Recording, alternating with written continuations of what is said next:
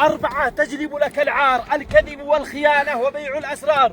و4 تدخلك النار، الشرك بالله وعقوق الوالدين وترك الصلاة والولاء للكفار. و4 حقوق للجار، السلام عليه والسؤال عنه والإحسان إليه وكف الأذى عنه والإضرار.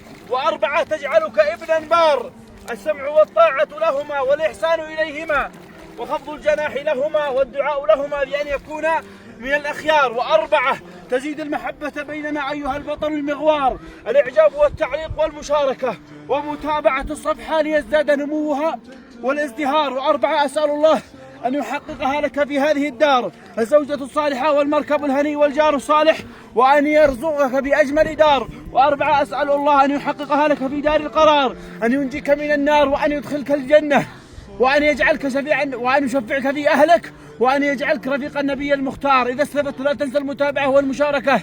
أسأل الله أن يجعلني وإياك من الأخيار. وعلق بتعليق فيه ذكر لله أو صلاة لرسول الله. السلام عليكم ورحمة الله.